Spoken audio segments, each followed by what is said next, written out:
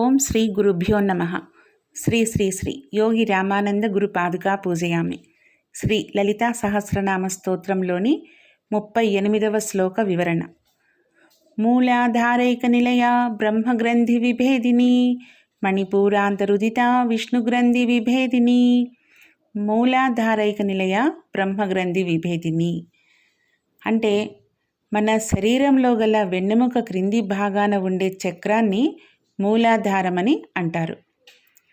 నిద్రావస్థలో ఉన్న కుండలిని శక్తికి సుషుమ్న నాడికి ఆధారం కావడం చేతనే ఈ చక్రాన్ని మూలాధార చక్రము అని అన్నారు. ఆ పరమేశ్వరి కూడా ఇక్కడే ఉంటుంది కాబట్టి ఆమె మూలాధారైక నిలయ అని అనబడుతుంది. ఇది శక్త్యాత్మికమైన చక్రం అన్నమాట. ఇంటి పునాది లాంటిది. ఈ మూలాధారాన్ని కులకుండలం అని అంటారు. ఇక్కడే కుండలిని శక్తి అను పరాశక్తి సర్పము వలె నిద్రాణమై ఉంటుందన్నమాట.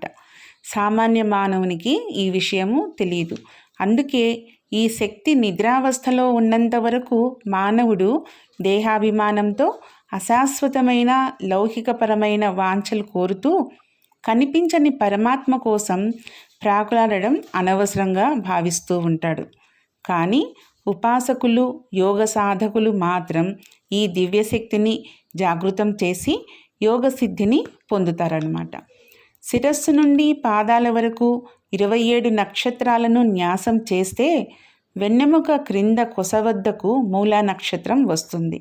అందువల్ల ఈ చక్రాన్ని మూలాధార చక్రం అని అంటారు. ఈ చక్రము అమ్మవారికి నివాస స్థానంగాను ప్రారంభ బిందువుగా సంకేతిస్తారు. ఇది సుషుమ్నా నాడికి మూల బిందువు కావడం వల్ల కూడా మూలాధారమైంది. అమ్మవారికి నివాస స్థానమైనందునే ఇది మూలాధారైక నిలయ అని అనబడింది. ఇకపోతే బ్రహ్మగ్రంథి విభేదిని అంటే బ్రహ్మగ్రంథిని విడగొట్టునది అని అర్థం.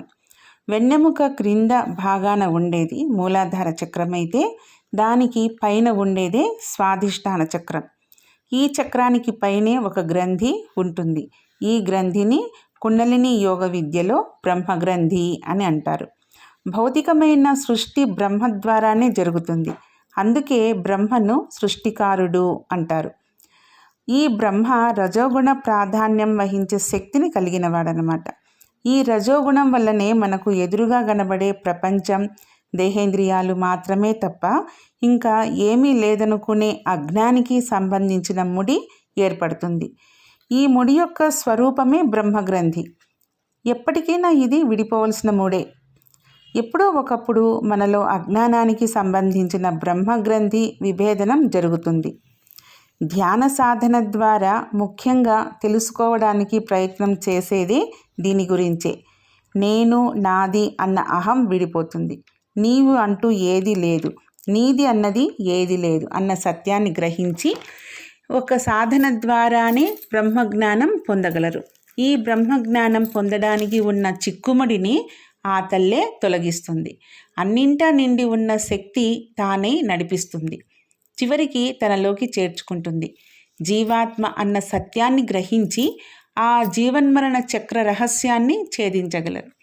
భ్రమ తొలగిపోగానే మనోనేత్రం తెరుచుకుంటుంది. అంటే 3వ కన్ను అంటారే, అది తెరుచుకుంటుంది. అది తెరుచుకుంటూనే మీకు 6th సెన్స్ కూడా బాగా పనిచేస్తుంది. మీ గత జన్మ రహస్యాలు కూడా ఈ స్థాయిలోనే తెలుసుకుంటారు. మూలాధారంలో కొలువైన తల్లి ధ్యానంలో ఈ స్థాయిలో ఆటంకాలను తొలగించేది, జీవునికి ముక్తి మార్గం వైపు నడిపి బ్రహ్మజ్ఞానం కలిగించేది కనుక బ్రహ్మగ్రంథి విభేదిని అని అమ్మవారిని సంబోధించారు. ఇకపోతే మణిపూరాంతరుదిత విష్ణుగ్రంథి విభేదిని. మణిపూరాంతరుదిత అంటే మణిపూర చక్రము లోపల నుండి ఉదయించున్నది అని అర్థం. ఈ మణిపూర చక్రం వెన్నెముకలోని సుషుమ్నా మార్గం వెంబడి ఉండే షట్చక్రాలలో 3వది. స్వాధిష్టానం పైన ఉండే నాభి వద్ద ఉంటుంది. దీనిని 10 దళాలు గల పద్మంలాగా భావిస్తారు. తల్లిని బిడ్డను కలిపే భౌతిక బంధంగా నాభి ఉంటుంది. కాబట్టి పిండోత్పత్తి అభివృద్ధి ఈ మణిపూరక చక్రం వల్లే జరుగుతుంది. ఈ చక్రాన్ని 10 దళాలు కలిగిన పద్మంతో సంకేతిస్తారు. ఈ 10 దళాలు డ ఢ అణ త థ ద ధ న ప ఫ అనే 10 అక్షరాల బీజాలు సూచిస్తాయి. ఈ చక్రం అధిష్టాన దేవత వచ్చేసి వయోవస్థ వివర్జిత అని. ఈ దేవత 3 ముఖాలు కలిగిన ఎరుపు రంగులో లాకినీ శక్తి రూపంలో ఉండి సప్త ధాతువుల్లోని మాంసధాతువుకు అధిదేవతగా ఉంటుంది. ఈ నామంలో తల్లికి బిడ్డకు అనుసంధానంగా అమ్మవారే అని తెలుసుకున్నాం. ఇంకో అర్థం జీవి పరమాత్మలో లీనమయ్యే యోగాన్ని కలిగించే బంధం కూడా ఇక్కడ ముడిపడి ఉంది. బ్రహ్మగ్రంథిని ఛేదించుకొని మణిపురంలోని శక్తి సహస్రారం చేరే శక్తిని కూడా సాధనలో అమ్మవారే అనుగ్రహిస్తుంది. ఆమె మూలం. మణిపూరక చక్రం నుండి ప్రకటమగునది కాబట్టి మణిపూరాంతరుదిత అని అనబడింది. ఇకపోతే విష్ణుగ్రంథి విభేదిని అంటే మణిపూర అనాహత చక్రాలకు పైన విష్ణుగ్రంథి ఉంది. దీనికి అధిపతి విష్ణువు. ఆధార చక్రం నుండి బయలుదేరిన కుండలిని శక్తి మణిపూర అనాహత చక్రాలను దాటి విష్ణుగ్రంథిని ఛేదిస్తుంది. మణిపూర చక్రం పైన అనాహత చక్రం హృదయ స్థానంలో ఉంటుంది. ఈ అనాహత చక్రం కొద్దిగా పైన ఈ విష్ణుగ్రంథి ఉంటుంది. విష్ణుగ్రంథి విభేదిని అంటే విష్ణుగ్రంథిని విడగొట్టునది అని అర్థం. ఇంతకు పూర్వం చెప్పిన బ్రహ్మగ్రంథి పూర్తిగా భౌతిక తత్వాన్ని కలిగి ఉండే అన్నమయ కోశం స్థూల శరీరానికి సంబంధించింది. స్థూలమయ శరీరంలోనే భౌతిక తత్వానికి అతీతంగా సూక్ష్మ శరీరం ఉంటుంది. ఇది ప్రాణమయ మనోమయ విజ్ఞానమయ కోశాల సమన్వయం మీద ఆధారపడి ఉంటుంది. వీటికి సంబంధించిందే విష్ణుగ్రంథి. బ్రహ్మగ్రంథి భేదనం కానంత వరకు స్థూల దేహమే నిజమైన దేహం, కనపడే భౌతిక ప్రపంచమే ప్రపంచం అని అనిపిస్తుంది. ఆ గ్రంథి భేదనం జరిగిన తర్వాత సూక్ష్మ శరీర జ్ఞానం కలుగుతుంది. భౌతికం అంతా మాయ అని అనిపిస్తుంది. అయితే మాయ ఎవరిది, ఎందుకు అని తెలియదు. అదే విష్ణుమాయ. కలయో వైష్ణవ మాయో అన్నట్లుగా ఉంటుంది. ఈ స్థితి అర్థం కావాలంటే విష్ణుగ్రంథి విభేదనం జరగాలి. ఇది విభేదమైనప్పుడు సూక్ష్మ శరీరానికంటే వేరుగా కారణ శరీరం ఉంది అని తెలుస్తుంది. అప్పుడు విష్ణుమాయ తొలగుతుంది. అంటే నేనే అంతా చేస్తున్నాను అనే భ్రమ తొలగుతుంది. అప్పుడే పరిపూర్ణమైన ఆనందం కలుగుతుంది. ధ్యాన సాధనలో ఉన్న వారి జ్ఞానం పరిపూర్ణంగా ఉంటుంది. ఎవరు ఎంత సాధన చేసుకుంటారో అంత కర్మ ఫలితాన్ని తగ్గించుకుంటూ వస్తారు.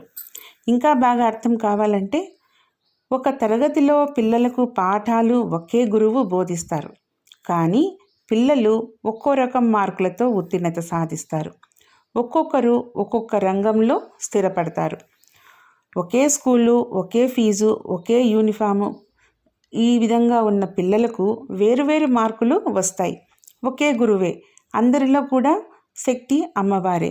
ఎందుకు ఇలా అంటే ఆ శక్తిని మనం ఏ విధంగా సాధనకు వినియోగించుకుంటున్నాం అన్నది మన మీదనే ఆధారపడి ఉంటుంది. సాధన చెయ్యాలి, ఫలితాన్ని భగవంతునికి వదిలేయాలి. మన అర్హత నిర్ణయించేది ఆ పరమాత్మే. అర్హత సాధించాలంటే అంతా నేనే అనే అహంకారం వీడాలి. సామాన్యులకు అప్పుడప్పుడు సిద్ధించే ఈ స్థితి ఈ విష్ణుగ్రంథి విభేదనంతో సాధకునిలో శాశ్వతంగా నిలిచిపోతుంది. అందుకే నిజమైన యోగ సాధకుడు ఎప్పుడూ ఉత్సాహంగా ఉత్తేజంగా ఉంటాడు.